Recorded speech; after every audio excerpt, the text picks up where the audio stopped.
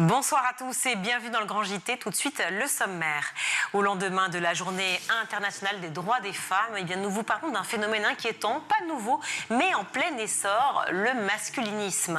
Un enjeu de sécurité publique, alerte le Haut Conseil à l'égalité dans son dernier rapport. On va en parler avec nos deux invités dans la première partie de notre émission. Et après cela, nous serons ravis de mettre à l'honneur 10 femmes astronautes et astronomes. Longtemps invisibilisées, elles ont pourtant largement contribué au progrès de l'exploration de l'espace. Notre invité leur dédie un livre. Et puis justement, Alix Nguyen fera la lumière sur le parcours de Sophie Adno, l'astronaute française qui est à bord actuellement de l'ISS. Mais avant cela, place au débat.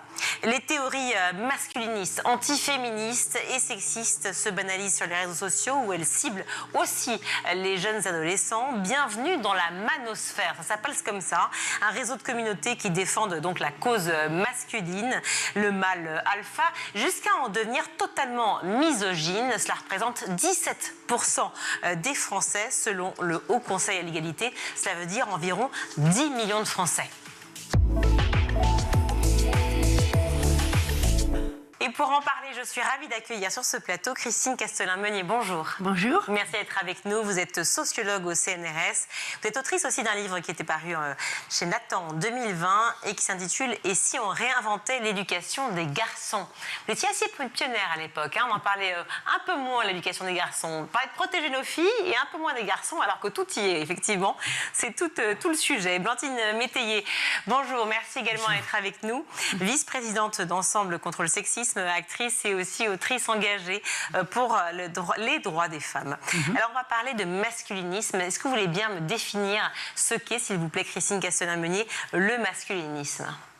Ce sont des hommes qui se présentent comme des victimes, des femmes, qui ont en tête qu'il y a une perte de pouvoir des hommes au profit des femmes et qui sont en plein délire masculiniste, c'est-à-dire refonder le pouvoir masculin en revenant en arrière en s'appuyant sur ce qui a fait la puissance du masculin dans le passé, notamment cet idéal viril qu'il cherche à remettre sur la table en dominant les femmes. Un mouvement, on peut dire, réactionnaire, en fait. Complètement. Complètement réactionnaire. Complètement, et très violent. On dit le masculinisme ou les masculinismes? Alors, on peut dire les deux, forcément, puisque le masculinisme, en fait, ça regroupe une espèce de ce qu'on dit la manosphère, donc c'est une espèce de nébuleuse où il y a plein de courants. Donc on peut dire aussi les masculinistes, puisqu'il y a différentes sortes de courants masculinistes. Différentes sortes, différents niveaux de différents violence niveaux aussi, de violence aussi, oui. Parce que j'arrive pas à vraiment imaginer comme il peut y avoir différents niveaux de masculinisme. C'est-à-dire quelles sont les différences, en fait? Alors, il y a plein de termes, en fait. Incels.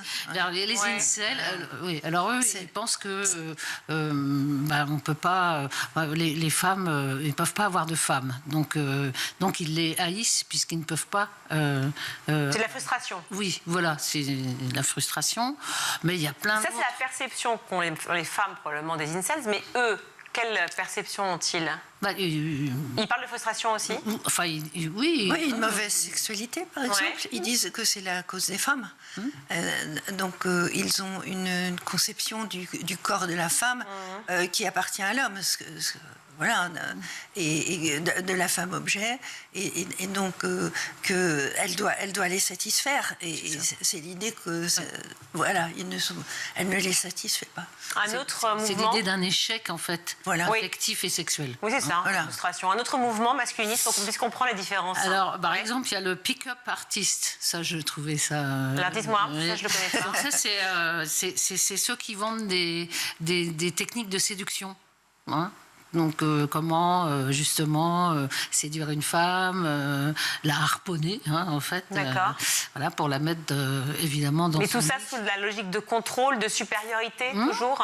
Oui, puis ça donne des... voilà comment tu peux faire, voilà, si, ça... De la manipulation, parce que, justement, quand elle ne les satisfait plus, tu la jettes. Voilà.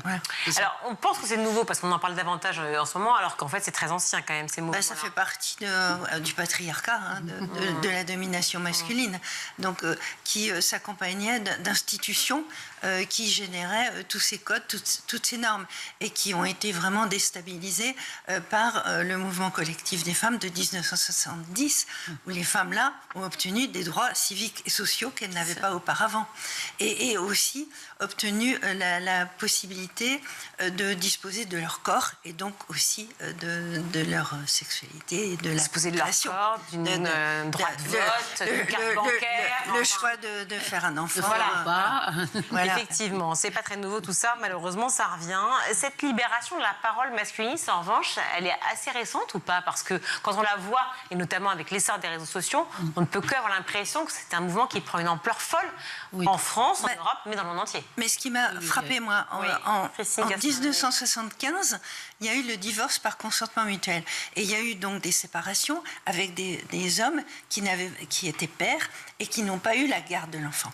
Et là, il y a eu deux types de réactions. Des hommes très, déjà, masculinistes, qui disaient, voilà, il n'y a plus de père, et c'est la faute des femmes.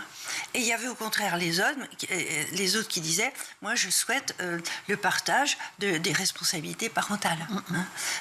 Donc là, déjà, c'était donné, quoi.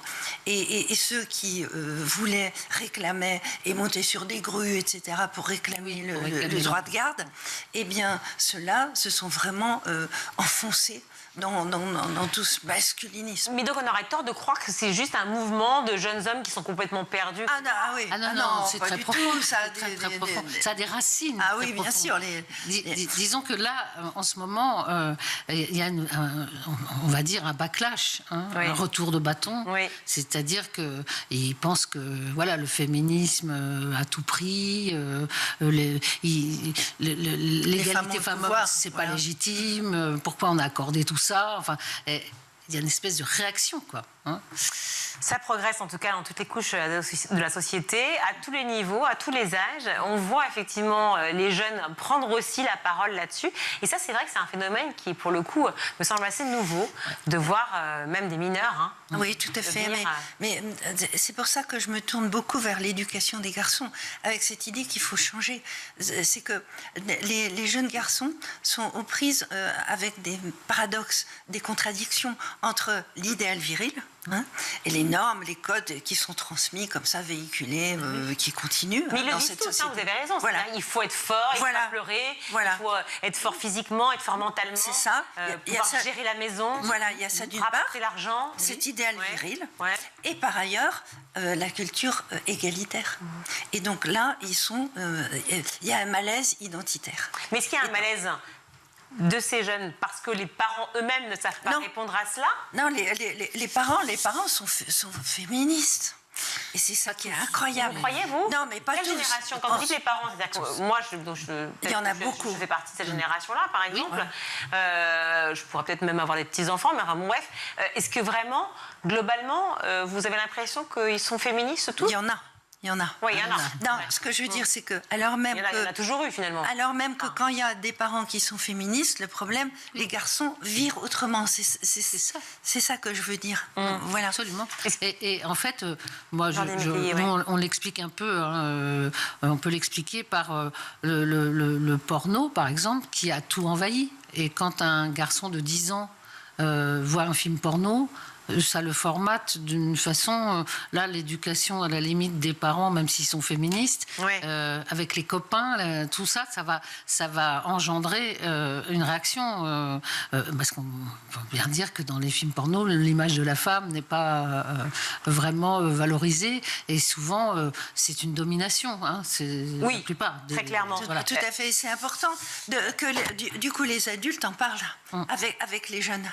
Et notamment aussi à l'école, bien évidemment. Mais c'est plus difficile de parler de ce sujet-là. C'est la complicité. C'est-à-dire que d'éduquer l'office... Vous avez raison, mais quand je suis intervenue dans un collège, en 3e, eh bien, j'ai été agréablement surprise par des filles et des garçons qui disaient « Ouais, cette image de la femme objet, là, ras-le-bol, il faut avoir une force intérieure très grande pour jeter cette image et pour changer cette image. Oui, c'est ça, c'est ce que je revenais un peu à ça, c'est-à-dire que par rapport aux générations, j'ai l'impression que la fameuse Gen Z, donc qui aujourd'hui a 15, 16, 17 ans, et puis celle d'après, a l'air un peu plus à la limite éduquée finalement que ceux qui sont nés avant 2010 et autres, et qui sont encore, et nos générations en font partie, qu'il faut clairement éduquer, parce que c'est ça aussi, il n'y a pas que l'école, il y a les parents.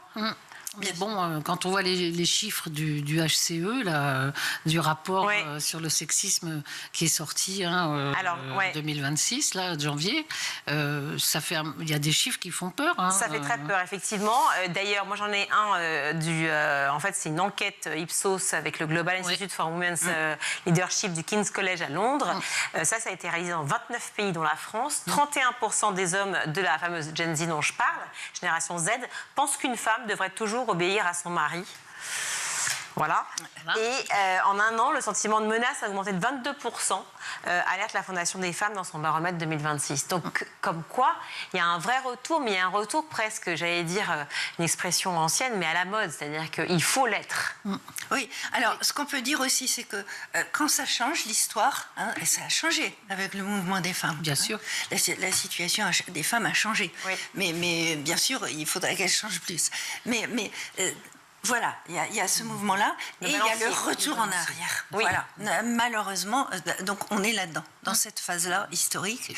Et donc on doit vraiment lutter et transformer l'éducation des garçons. La question souvent se pose dans ce type de phénomène avec le mal-être ambiant. On sait bien que la société est extrêmement difficile aujourd'hui pour toutes les raisons qu'on connaît sur le plan géopolitique, sur le plan écologique, etc. Et tout.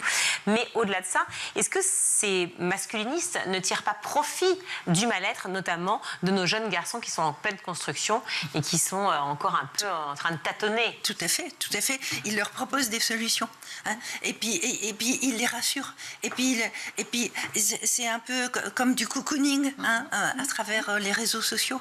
Donc effectivement, ils trouvent là du masculin qui leur paraît positif parce que ça rejoint l'idéal traditionnel. Et donc c'est ça qui est terrible. Il faut absolument valoriser des modèles. Le paradoxe de vouloir à la fois détester les femmes tout en voulant les posséder quand même. Oui, mais on les jette après. C'est-à-dire qu'ils les possèdent et ils les jettent. Il n'y a pas d'attachement affectif. On ne parle pas d'amour chez les masculinistes. Les femmes font ça de leur côté, non, mais parce que c'est la question qu'on se pose aussi, parce qu'on parle des masculinistes. Est-ce qu'il y a ça aussi du côté des femmes ou pas? Comme on dit souvent, le machisme, le masculinisme tue et le féminisme n'a jamais tué personne. Jamais.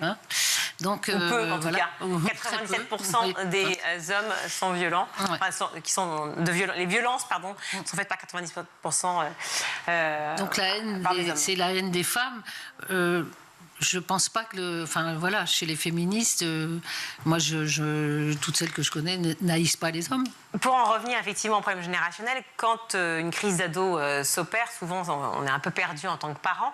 Comment faire la différence effectivement entre la fameuse crise d'ado classique, si je puis dire, et un basculement vers ce masculinisme, vers ce phénomène? Ça c'est compliqué.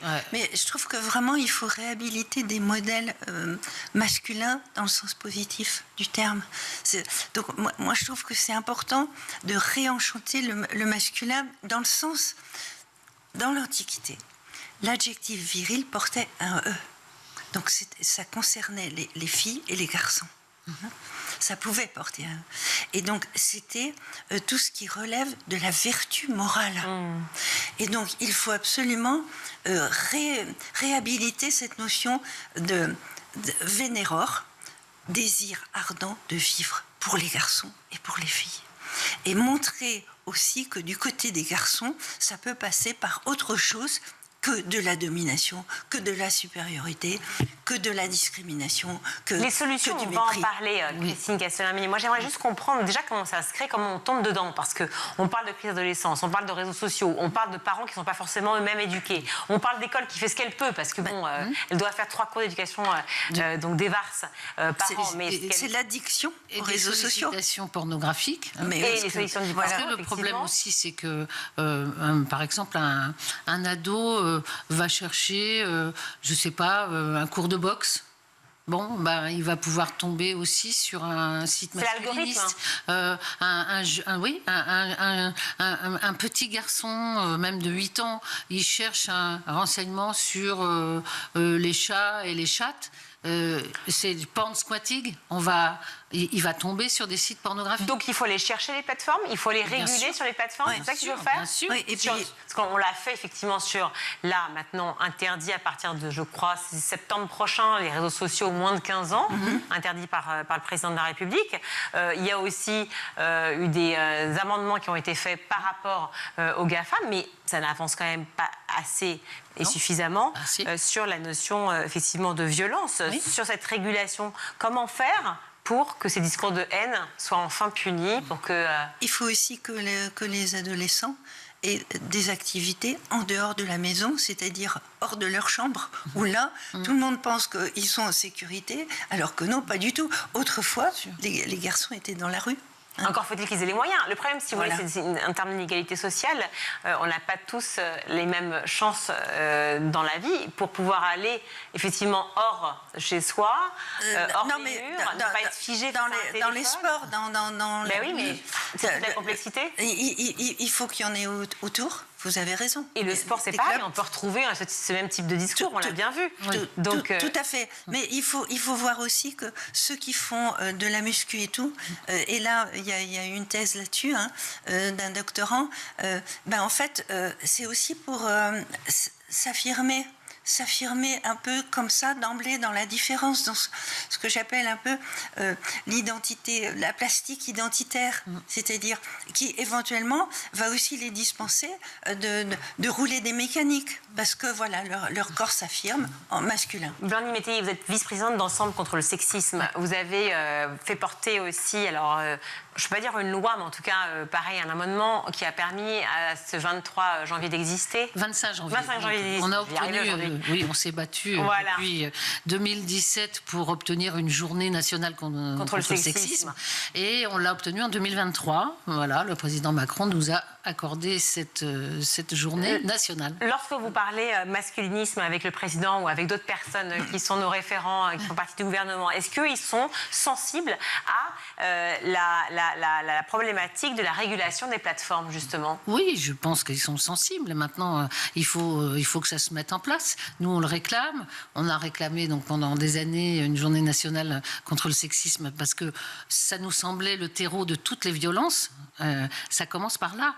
Mais est-ce qu'ils sont conscients de la menace que cela peut engendrer? Je pense qu'ils sont conscients. Je veux dire, la ministre Aurore Bergé en est consciente. Maintenant, après, il faut effectivement promulguer des lois. Sinon, on n'avancera pas.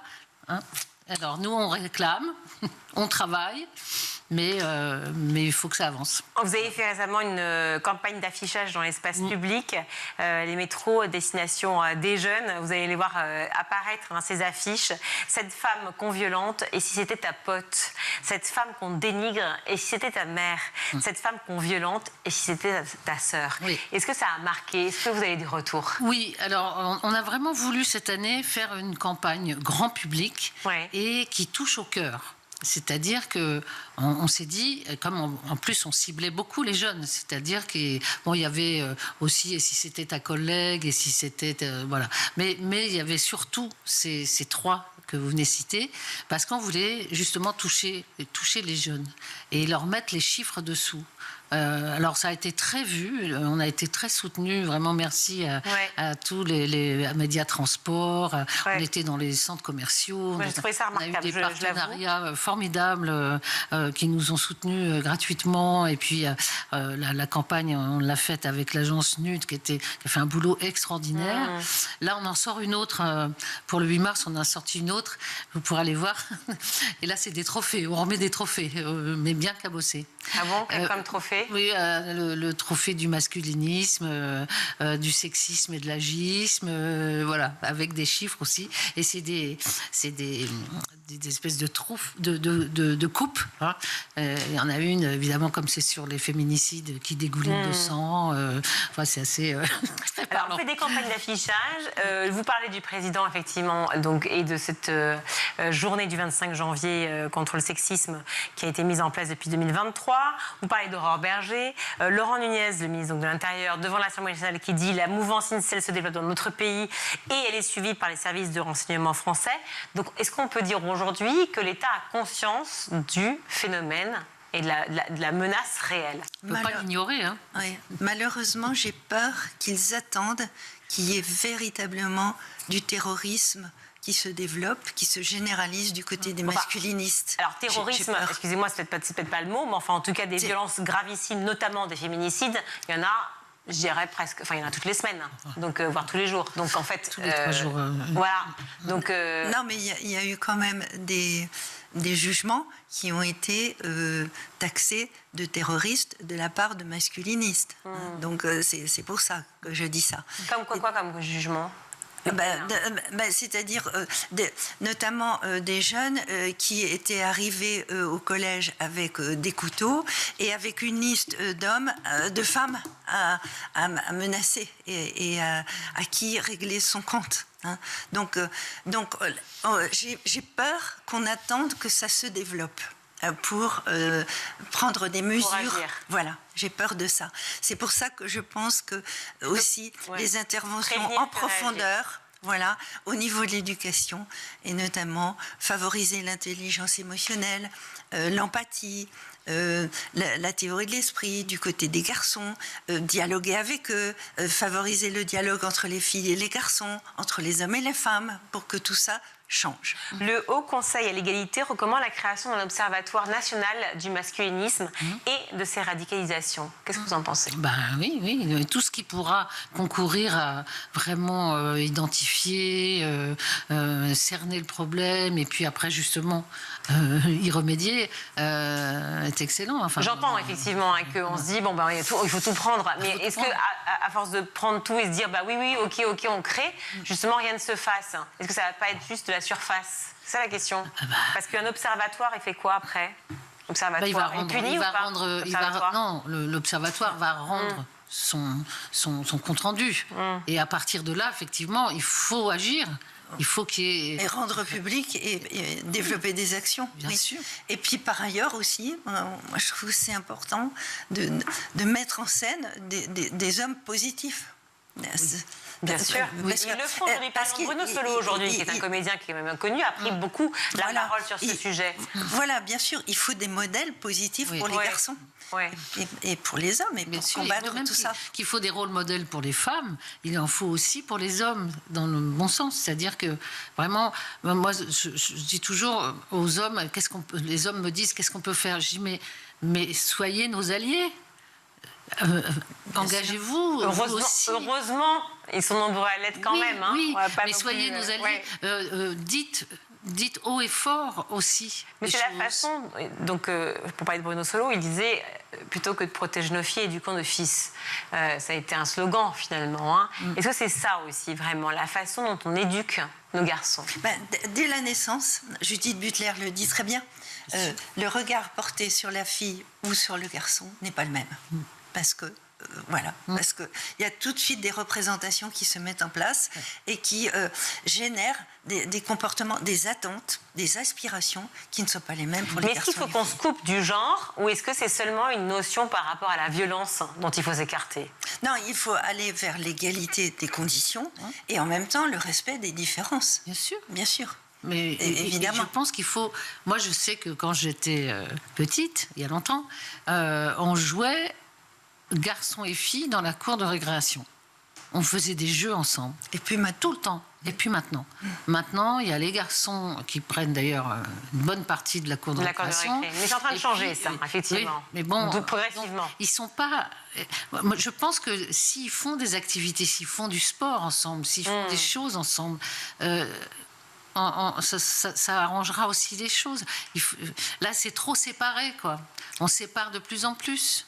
Les faire jouer ensemble. Oui. Oui, et il y a un prof qui fait ça et qui du coup les amène à réfléchir sur la façon de regarder les filles en sport et les garçons en sport. Et ça, c'est très intéressant.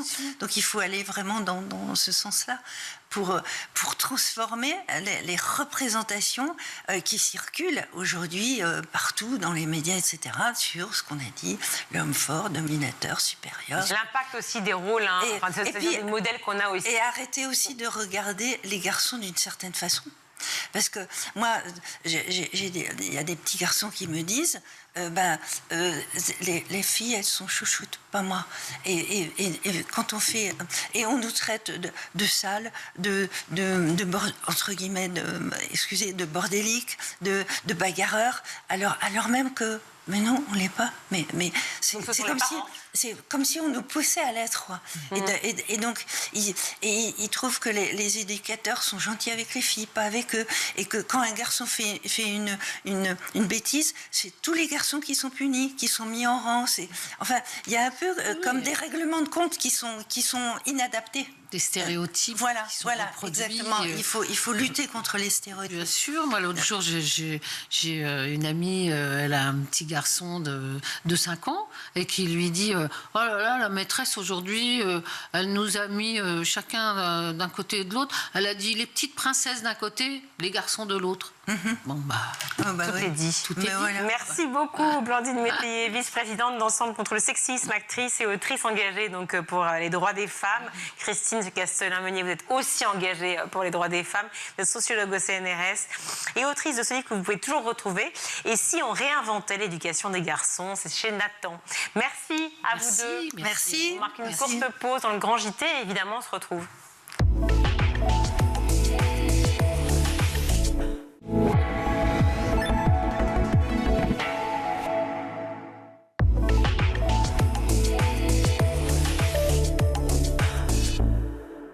De retour dans le Grand JT, je suis ravie d'accueillir Sylvie Daudeler. Bonjour. Bonjour. Merci d'être avec nous, Sylvie. Vous êtes journaliste et aussi écrivaine, notamment de ce livre dont on va parler aujourd'hui, Space Girls. Non, ce ne sont pas les autres, c'est bien elles dont on va parler, celles qui sont parties dans l'espace, celles qui ont travaillé justement cette notion d'espace et de mathématiques aussi, d'ingénierie. Enfin, on va parler de toutes ces femmes qui ont compté. Astronomes et astronautes, ces 10 femmes qui ont conquis l'univers. Vous mettez donc en lumière ces femmes qui ont marqué l'histoire de l'espace et de la science. Votre livre raconte celles qui donc ont conquis l'espace, mais qui sont restées longtemps invisibles. Comment vous expliquez que dans un domaine aussi spectaculaire que la conquête spatiale, eh bien, leur rôle ait été autant, je peux dire, en retrait, peu raconté ? C'est l'histoire des femmes scientifiques en général. Elles sont souvent invisibilisées, zappées, un petit peu effacées de l'histoire des sciences. Et les femmes astronomes, qui étaient donc les premières à s'intéresser à l'espace, eh bien, elles ont été les assistantes de leur mari, souvent, les assistantes de leurs frères. Elle faisait beaucoup de calculs parce que c'était une tâche fastidieuse, ennuyeuse. Et donc, le mari, le frère, le voisin se disaient tiens, il y a quelqu'un qui sait calculer, on va lui demander. Et elles ont commencé comme ça. À s'intéresser à l'astronomie. Elles sont entrées par la petite porte. Par la petite porte. Et à quel moment ça a basculé ? À quel moment il y a eu un premier échelon très marquant dans l'histoire de ces femmes et de la science ? Alors, donc ça a pris un certain temps quand même, parce qu'elles n'ont pas été payées. Ensuite, elles ont été des calculatrices, puisqu'il n'y avait pas d'ordinateur, il n'y avait pas de calculatrices, tout simplement. Donc c'était des calculatrices humaines, sous-payées, encore une fois, mais qui, dès qu'elles pouvaient, faisaient leurs propres recherches. Donc petit à petit, en plus de ces calculs astronomiques qui prenaient énormément de temps et d'énergie, elles ont mené leurs propres recherches. Et elles ont commencé à trouver des choses très très intéressantes au niveau des étoiles, du calcul des distances dans l'espace. Et elles ont comme ça marqué, elles ont fait des découvertes qui ont été importantes. Et pourtant, les hommes se reposaient justement sur ces fameux calculs. Donc, elles étaient indispensables. Voilà, indispensables. Voilà. C'était fiable, manifestement, puisqu'ils se reposaient dessus, et pour autant, toujours invisibilisés. Invisibilisés, puisque les hommes astronomes, eux, s'intéressaient à la théorie. et communiquaient sur leurs hypothèses, leurs démonstrations, mais ça s'appuyait sur des calculs menés par des femmes. Menés par des femmes. Cette conquête spatiale, longtemps considérée comme un territoire donc exclusivement masculin, alors que les femmes y étaient déjà depuis assez longtemps. Et puis, cette première conquête, si je puis dire, de l'espace, en tout cas, de première femme envoyée dans l'espace, c'est Tereshkova, c'est ça, Valentina Tereshkova. Valentina Tereshkova, dite la mouette en russe. Alors, je ne connais pas le terme en russe. Mais elle a été la première femme, à voyager dans l'espace en 1963. Un petit mot pour parler de cette femme incroyable. On se souvient peut-être, enfin, tout ça pour ceux qui ont étudié son personnage, des photos d'elle avec Khrouchtchev, avec beaucoup de chefs d'État forcément russes à l'époque. Et puis ces images de l'espace, c'était complètement dingue. Quel a été le profil de cette femme ? Alors, on le voit, physiquement, elle est quand même. On voit une femme qui est très sûre d'elle. Oui, souriante. Déjà, elle fait moins d'1m70. Donc, ça, c'était aussi la condition pour aller dans ce petit vaisseau minuscule. Elle était ouvrière. Elle travaillait dans une usine textile. Donc, c'était une prolétaire. C'était important aussi pour les autorités soviétiques de montrer qu'une femme du peuple ouvrière pouvait aller dans l'espace comme les hommes. Donc, il y avait quand même beaucoup de propagande dans cette histoire. Et puis, elle était fan de parachutisme. Et ça, c'était très, très important parce que à cette époque-là, quand la mission spatiale était terminée, qu'on redescendait en fusée, en capsule, on devait s'éjecter et puis ouvrir un parachute. Et voilà. Donc Valentina Tereshkova, elle était très courageuse aussi parce qu'en 1963, c'était les premiers vaisseaux, c'était les premières capsules qui partaient dans l'espace, donc c'était pas encore tout à fait au point. C'est Gagarine juste avant elle. Alors, il y a Gagarine qui a fait le premier homme à voler dans l'espace. Il a fait un tour de la Terre. Elle en a fait 48, je crois. Et entre-temps, il y a eu quand même quelques voyages masculins. Quelques voyages masculins. Mais ça, c'est sur quelques années seulement. Oui, voilà. Oui. Gagarine, c'est en 61. Donc, voilà, c'est ça, 163, je crois, effectivement, Tereshkova. Mais qu'est-ce qui a fait que cette femme a pu convaincre, finalement, ces hommes de la laisser, elle, partir ? Alors c'était une idée, je pense, des autorités soviétiques qui... En fait, les femmes ont souvent, dans la conquête spatiale, servi à être les premières. Elles sont toujours les premières. Alors, c'était la première femme à voyager dans l'espace et il fallait qu'elle soit soviétique en pleine guerre froide. Donc vous le dites, en fait, c'est une dimension politique, si je puis dire. Ça sert beaucoup l'image, la vitrine du pays. Voilà. Vous racontez dans ce livre, donc effectivement, ces parcours extraordinaires de ces femmes qui ont évidemment compté. Je dis évidemment parce qu'on pense peu trop souvent à le dire, mais bien entendu que les femmes dans tous les domaines ont compté, mais on parle trop peu d'elles. Et donc merci à vous à nouveau de le faire aujourd'hui à travers ce livre dont je rappelle le titre Space Girl, astronome et astronaute, c'est 10 femmes qui ont conquis l'univers. Voilà, Sylvie Dodler. Donc raconte aussi les obstacles qu'elles ont dû surmonter. On vient de l'évoquer un petit peu avec Valentina Tereshkova.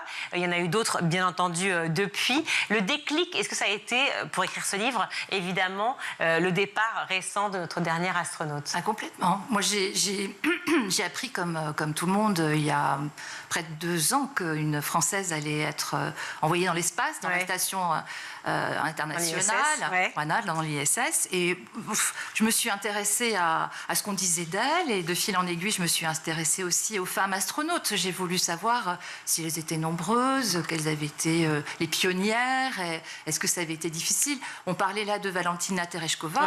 Elle était la première, mais la deuxième, on a mis 20 ans quand même pour envoyer à nouveau une femme dans l'espace. Mais oui, 20 ans. Mais pourquoi 20 ans ? Qu'est-ce qui s'est passé depuis ? Parce que la première, ça y est, la place était prise par Valentina Tereshkova. Le job était fait. Voilà, on avait coché la case, c'est ça. On a coché la case, la femme est partie, c'est bon. Arrêtez de nous embêter, continuez à faire des calculs. Voilà, exactement. Vraiment, c'est ça ou alors est-ce que je ça, je pense. Non, c'est ça.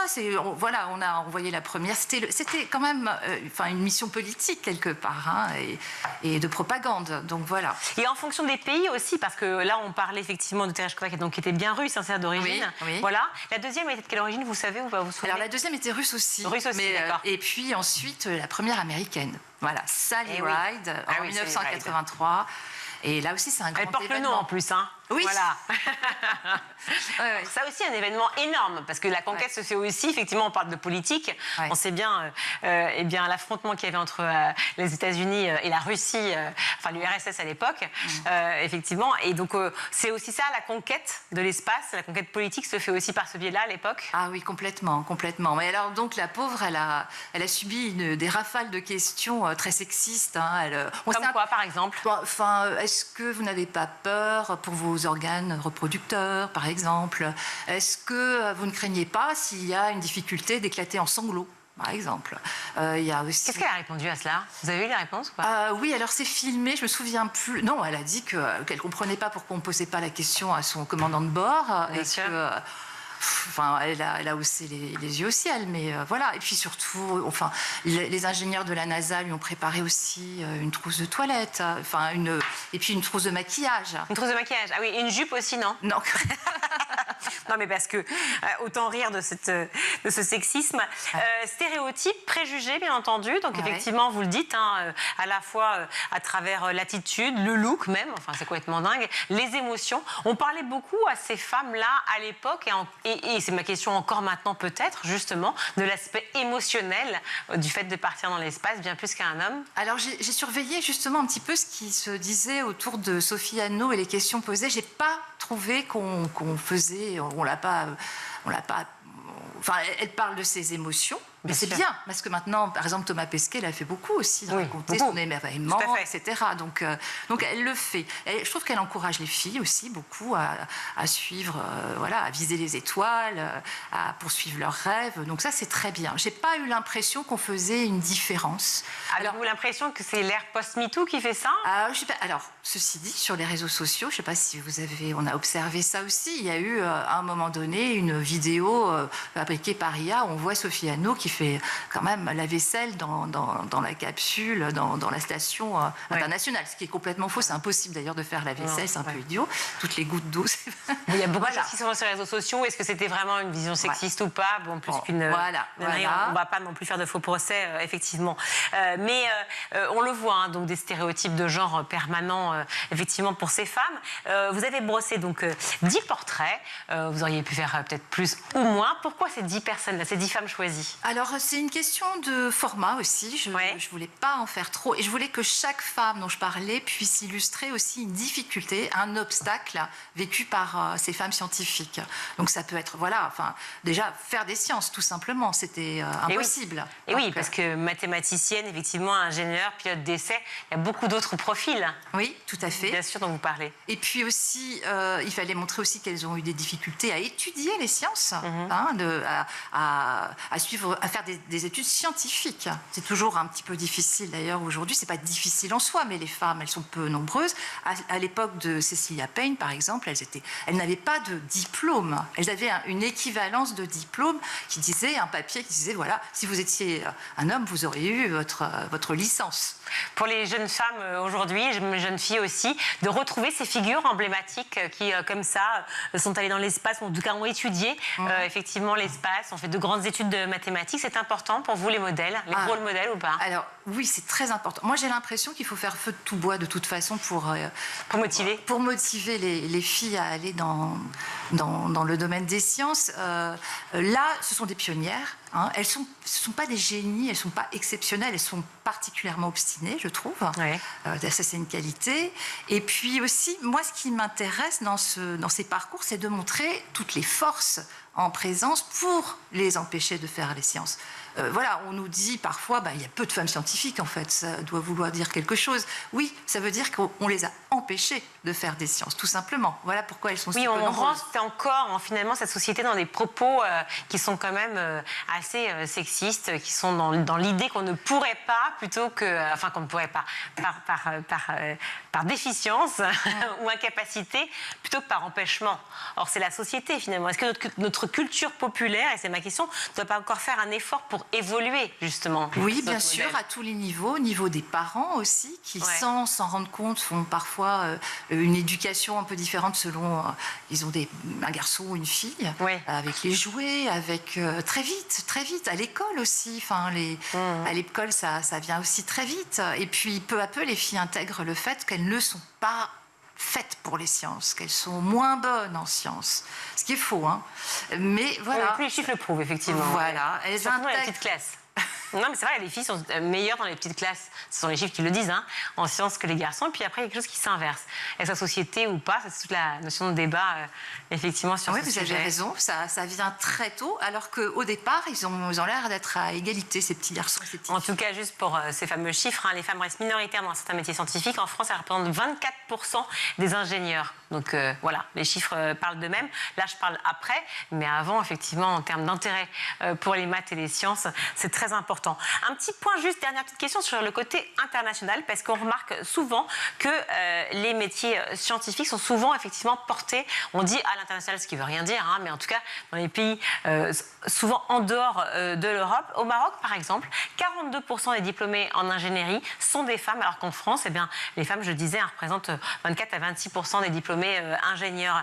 Comment vous expliquez cette différence d'orientation, encore une fois? Je pense qu'il y a un programme, il y a une volonté politique d'abord aussi. Hein. Si on veut aider les femmes enfin les encourager en tout cas, pas les aider, mais les encourager, les motiver, leur montrer qu'elles peuvent, j'ai l'impression qu'il faut instaurer des véritables politiques éducatives, il faut des quotas peut-être, pourquoi pas, peut-être que c'est le cas au Maroc, où on dit, voilà, vous allez faire entrer un certain nombre de filles. Et plus il y en a, plus les filles ont envie d'y aller. Et voilà, je pense que c'est pas évident pour une fille de choisir la physique, par exemple, ou les mathématiques, quand elle sait, ou l'informatique. Elles sont 10% en informatique, alors que c'est quand même un secteur qui offre beaucoup d'emplois. Mais c'est pas évident quand même pour une fille de se dire, je vais passer 3 ans ou 4 ans dans un amphi où on sera 3 filles au milieu des garçons. Je le disais, hein, vous avez une carrière à la fois de journaliste et d'auteur, d'écrivaine aussi jeunesse, et puis d'écrivaine, voilà, pour ce Spice Girl, justement, astronome et astronaute, Sylvie Dodler. Quel message vous pourriez donner à une jeune fille qui aujourd'hui rêve de devenir scientifique? Peu importe le monde, le domaine dans lequel elle va travailler. Qu'elle doit prendre confiance en elle et surtout, il faut y aller presque par conviction, par militantisme, parfois j'ai envie de le dire. J'ai écrit un livre sur une femme mathématicienne et j'ai eu des retours d'élèves de 5e qui disaient j'aime pas trop les maths, mais je vais en faire quand même. Juste par militantisme. Un petit peu, voilà, parce que je suis capable. Et puis ça ouvre des perspectives professionnelles qui sont intéressantes. C'est très varié. En fait, à partir du moment où on fait des études scientifiques, on peut choisir. Il y a énormément de métiers qui sont bien payés. Il faut aussi le dire, je pense, aux jeunes filles. C'était la voie royale avant. Est-ce que ça a vraiment changé? Pas forcément, on ne sait pas. Hein, on sait pas. Donc, on peut toujours le conseiller, en tout cas, à toutes ces jeunes filles qui souhaitent y aller. Merci beaucoup d'être venue sur le plateau du Grand JT, Sylvie Dodler. Je rappelle le titre de votre livre, Sylvie Dodler, Space Girl, astronome et astronaute. Ces 10 femmes qui ont conquis l'univers. Pareil aux éditions L'École des loisirs. Merci à vous d'être venue dans le Grand JT. Merci. Merci beaucoup. On va tout de suite retrouver Alix Nguyen pour sa chronique. Alix, aujourd'hui on parle de la mission de Sophie Adno depuis son arrivée dans la Station spatiale internationale. C'était le 14 février. Son parcours est absolument hors norme. Qui est-elle et surtout pourquoi sa mission est-elle déjà si particulière dans l'histoire spatiale française? Oui, parce que pour comprendre Sophie Adno, il faut revenir loin en arrière. Elle a 43 ans, elle a grandi dans un petit village de la Nièvre, dans une famille où, dit-elle, la curiosité était encouragée. Son grand-père était mécanicien dans l'armée de l'air. Très tôt, elle entend parler d'aviation. À 8 ans, elle dit qu'elle veut devenir astronaute. Le 17 août 1996, à 14 ans, elle regarde le décollage de Claudie Aigneret vers la station russe Mir. Ce jour-là, elle se dit, si une femme l'a fait, alors c'est possible. 25 ans plus tard, elle devient seulement la 2e Française à voler dans l'espace. Mais entre le rêve d'enfant et évidemment le décollage le 14 février, il y a eu un long parcours. Très long. Sophie Adno est diplômée de Sup Aéro en 2004. Elle intègre ensuite l'école de l'air. Elle devient pilote d'hélicoptère militaire, participe à des opérations de secours, puis au transport des hautes autorités de l'État. En 2017, elle est admise à l'école des pilotes d'essai d'Istres, une formation extrêmement sélective. En 2019, elle devient pilote d'essai pour la Direction générale de l'armement. C'est la première femme à ce poste. Elle cumule près de 3000 heures de vol sur de nombreux modèles d'hélicoptères. Elle avait déjà tenté sa chance auprès de l'Agence spatiale européenne en 2008. Elle échoue au dernier stage stade. Elle retente en 2021 et en novembre 2022, elle est sélectionnée parmi les nouveaux astronautes européens. Je vous propose qu'on regarde le moment très symbolique du premier essayage de sa combinaison d'astronaute.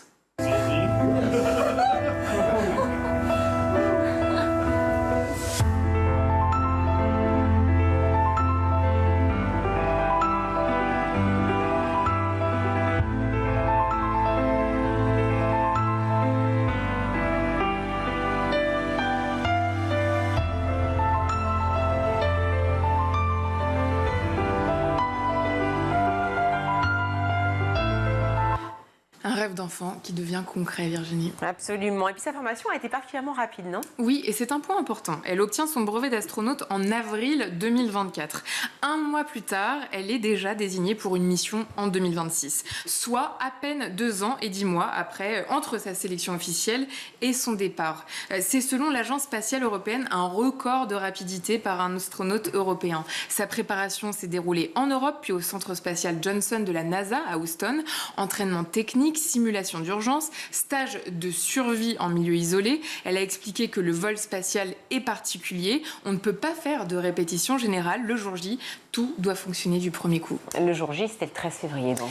Oui, le 13 février 2026 à 11h15 heure de Paris, elle décolle de Cap Canaveral au bord d'une fusée SpaceX Falcon 9. Avec elle, l'américaine Jessica Meyer, commandante de la mission, le russe Andrei Fediaev et l'américain Jack Hathaway. Sophie s'est exprimée, c'était juste après le décollage, on l'écoute. Pour l'équipage, c'est un premier voyage. Pour l'humanité, ça n'est qu'un petit moment dans l'exploration du monde et au-delà. D'ici, on peut voir qu'on est tous connectés. Prenez soin les uns des autres et continuez à viser les sommets. C'est comme ça que l'humanité avance et qu'on se rend fiers les uns des autres. Le voyage a duré 34 heures. Pour rappel, la Station spatiale internationale, ou ISS, est un laboratoire en fait en orbite autour de la Terre, à environ 400 km d'altitude, où des astronautes vivent et travaillent en permanence. Mais pour l'atteindre, il faut s'aligner précisément sur cette trajectoire. La capsule tourne autour de la Terre à environ 27 000 km/h. Comme l'ISS, les deux engins ont dû se retrouver exactement à la même vitesse et au même endroit avant l'arrimage. Et elle est finalement entrée dans la station le 14 février pour la Saint-Valentin au soir. Alors cette mission va durer 8 à 9 mois. Pourquoi est-ce si inédit? Parce que ce sera le séjour le plus long jamais effectué par un astronaute européen dans l'ISS, Virginie. 8 mois prévus, mais peut-être 9. À bord, elle doit participer à plus de 200 expériences scientifiques. 7 sont des contributions françaises préparées par le CNES. Mais il y a un autre aspect inédit, la dimension humaine assumée. Elle a expliqué avoir préparé une playlist très éclectique pour gérer différents états émotionnels. Elle a rappelé que 8 mois, c'est long, que les astronautes restent humains, qu'il y aura des moments d'énergie et d'autres plus difficiles. Un discours assez inhabituel dans un univers spatial souvent présenté sous un angle très héroïque. Elle pourrait aussi effectuer une sortie dans l'espace. Peut-être une sortie extravéhiculaire, comme on l'appelle, c'est-à-dire quitter la station en combinaison pour travailler dans le vide spatial, n'est jamais garantie à l'avance. La décision se prend en cours de mission. Sa commandante, Jessica Meyer, a déjà effectué 3 sorties spatiales. Elle a dit qu'elle aimerait en faire une avec Sophie Adno, mais pour l'instant, rien n'est annoncé. Son aventure ne fait que commencer. Quel bonheur. Merci beaucoup. Merci Alix pour cette chronique. On va tous retrouver le meilleur de School TV avec le Zap.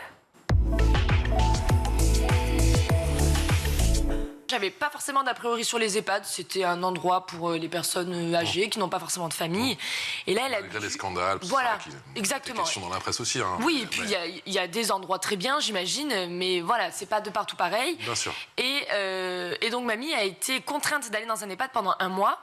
Pour son déménagement, en fait, pour pas qu'elle soit là, sur la braderie de ses meubles, déjà qu'elle venait de perdre son mari, son fils, et qu'elle allait emménager chez nous, elle repartait complètement à zéro. Donc, il fallait la mettre dans un établissement. Et c'est vrai que le jour où on vient lui rendre visite avec mon père, eh ben, on arrive à 10h, on repart à 14h, et personne n'est venu la chercher pour le repas. Et elle nous raconte quand même pas mal de choses. Elle n'a pas vu kiné pendant 1 mois, alors que c'est obligatoire 2 fois par semaine minimum. Par rapport à ses jambes, on lui vole sa couette la nuit par sa voisine de chambre qui a Alzheimer. Donc, c'est des incompatibilités. Mamie qui a toute sa tête. Elle a froid, quoi. Ouais, elle était nue, hein. Mamie dort nue en plus. Hein. Elle dort nue, voilà. pas de pyjama, non. Pas de pyjama. Donc, à l'ancienne, si je puis dire. J'en connais d'autres. Elle n'est pas du tout pudique, Mais donc, du coup, ouais, on venait lui prendre sa couette, lui voler ses habits, ses bijoux, parce que sa voisine de chambre avait l'impression que tout était à elle. Donc, et puis mamie n'a pas ce réflexe d'appuyer sur le bouton pour appeler les aides-soignants. Donc, très compliqué quand on a toute sa tête et qu'on est entièrement dépendant des autres. De vivre dans ce genre de lieu, moi je sais que c'est absolument pas un endroit fait pour mamie. Il y a cette phrase moi qui m'a glacé, ici on peut disparaître alors qu'on est vivant. Ouais. Ah oui, complètement. Dans les EHPAD, on est un numéro. On est madame numéro tant. Je me souviens de cet après-midi, donc quand on est allé la voir à l'EHPAD, et même j'ai fait après une vidéo sur YouTube pour voir un petit peu la réalité des EHPAD. Ils sont tous dans cette même pièce à rien faire et à se regarder dans le blanc des yeux parce qu'ils n'ont même pas envie de parler entre eux. Il n'y a rien qui donne envie de faire connaissance. Non, c'est vraiment pas joyeux. Chacun dans son couloir, on va dire. Et il y avait quand même cette espèce d'ambiance, et c'est la première fois que je le dis, quand j'ai fait le tournage, où je sentais que tout avait été construit pour que la vidéo soit belle, mais je sentais zéro sincérité. Et ça, j'en ai jamais parlé avant, parce que c'est un peu délicat quand même de dénoncer ce genre de choses, et puis bon, sans preuve. Mais je ressentais vraiment que les personnes âgées à qui je venais rendre visite dans leur chambre, j'avais l'impression que ils venaient de voir la Vierge Marie, quoi. C'était la première fois qu'ils avaient une visite depuis je ne sais pas combien de semaines ou de mois. Et puis très clairement ils le disent, quoi. Tous les jours ils attendent que ce soit le dernier. Donc c'est pas. C'est dur. Voilà. Quand on va dans un EHPAD, il n'y a pas d'après. L'après, c'est la fin. C'est pas comme quand on vit dans une maison. Nous, aujourd'hui, notre colocation fait que demain, avec mamie, on prévoit de partir en Espagne, voir ses racines, on prévoit de faire plein de choses, de partir en vacances, de découvrir de nouvelles choses. On n'a pas envie de découvrir de nouvelles choses dans un EHPAD. Pendant longtemps, on a eu comme idée que finalement apprendre, ça signifiait accumuler des connaissances. Avec une IA qui est accessible en permanence, est-ce que c'est toujours le cas aujourd'hui ? Est-ce que apprendre, c'est juste juste donner des réponses ? En fait, non, apprendre, il faut se tromper, il faut se reformuler, il faut douter ce que vous avez dit, il faut chercher des réponses et il faut surtout raisonner et avoir une capacité de jugement pour poser après une réflexion responsable. Et donc, en fait, l'IA va permettre justement, si quelqu'un... un élève copie uniquement des résultats, ça sert à rien, parce qu'évidemment, il va pas apprendre. Ce qu'il faut aujourd'hui, l'enseignant, son métier va évoluer. Il faut vraiment aujourd'hui développer toutes les soft skills, la capacité à raisonner, à se poser les bonnes questions. Et justement, vous avez employé un terme important, c'est la dette cognitive. À quoi est-ce que ça correspond, ça, exactement ? C'est le risque que l'élève délègue le raisonnement à une machine. Et c'est tout l'enjeu, c'est de ne pas se reposer sur l'intelligence artificielle pour trouver les éléments de réponse à un exercice, à une dissertation. Ne pas se reposer sur l'IA pour trouver les réponses. La trilogue, c'était une évidence ? Oui. Pour vous et pour Florent ? Oui, c'est Florent qui a l'initiative de cette trilogue quand même, parce que moi, c'est vrai que j'avais mes études de droit et à chaque fois que j'allais à la fac, je pensais toujours à mamie. Qu'est-ce que je vais pouvoir faire avec elle ? Je pensais toujours à ces discussions qu'on pouvait avoir, tout ce que je ne sais pas. J'avais l'impression de devoir rattraper 100 ans d'existence en un espace très serré parce qu'on ne sait pas quand ça va s'arrêter. Et donc un jour, j'explique à mon chéri que je suis perdue entre mes études, vouloir soulager aussi ma grand-mère, Marlène, qui a 76 ans et qui s'en occupait le plus et qui ne vieillit pas de la même façon que sa mère. Et ça fait vraiment très très longtemps qu'elle s'occupe pour le coup de ses parents. Et je me suis dit à un moment donné, entre mes études, mamie qui me demande de vivre avec moi, ma grand-mère qui est en ce moment souffrante de pas mal de maladies, pourquoi ne pas régler le souci de cette façon-là ? C'est mon chéri qui me l'a proposé. C'est la plus belle preuve d'amour, voilà. Hein ? Ah oui, moi je Ils ont quelle relation avec Florent, du coup ? Franchement, comme nous. Comme moi avec mamie. C'est quelquefois même mamie complimente plus Florent que moi. Ah, voilà. Et je lui dis, attends, rappelle-toi d'où tu viens quand même. Mais non, ils sont très très proches. Et c'est vrai que moi, j'ai dit à Florent, je pourrais jamais t'imposer ça. Enfin, il m'a dit, mais je le fais parce que je sais qu'à l'inverse, tu l'aurais fait avec ma grand-mère si on avait pu le faire. Donc c'est trop beau et c'est la meilleure chose qui nous est arrivée. Tout le monde nous dit, oh, mais ça doit être horrible, vous n'avez plus d'intimité. Votre relation, vous devez plus en avoir. Comment vous faites pour avoir des engueulades, ce genre de choses. Et en fait, c'est comme si on avait un enfant. Alors, je sais que c'est pas la même chose, hein, mais on va tout penser en fonction de mamie. Et tout est un automatisme. On n'a pas de conflit, de discussion en se disant, bon, on va devoir faire tel sacrifice pour mamie. Rien n'est un sacrifice, en fait. Et je pense que c'est ça qui fait qu'on a une aussi belle relation, c'est que tout est fondé sur l'amour. 80% d'élèves, 20% d'enseignants. Comment est-ce qu'on explique ce décalage d'usage finalement entre les deux publics ? Et en fait, l'IA générative, elle est accessible gratuitement. Donc, sur votre téléphone, vous pouvez poser des questions. L'IA générative, c'est typiquement ChatGPT. Et les enseignants, donc, ils sont... Beaucoup ont des appréhensions par rapport à l'IA, parce qu'ils n'ont pas été formés à l'IA, parce que peut-être qu'ils ne voient pas l'avantage, ce que l'IA peut leur apporter dans le cadre de leur pratique pédagogique. Et c'est pour ça que la formation est un enjeu véritablement. Et en fait, il y a des appréhensions du type est-ce que l'IA va les remplacer ?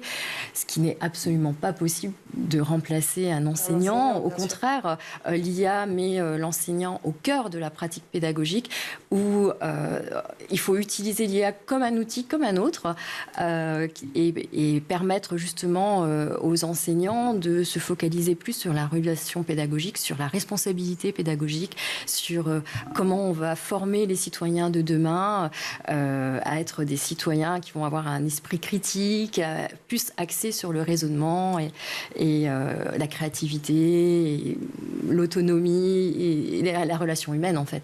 Voilà pour le ZAP, c'est la fin de notre édition. Merci à vous tous de nous avoir suivis. Merci à la réalisation ce soir, c'est Magdi Amitouche. Au son, Alexis Oussabassidis, le maquillage, Lola Kenauer, Elodie Wilfried et Siam Carbouche à la rédaction. Très belle soirée, on se retrouve demain. Ciao.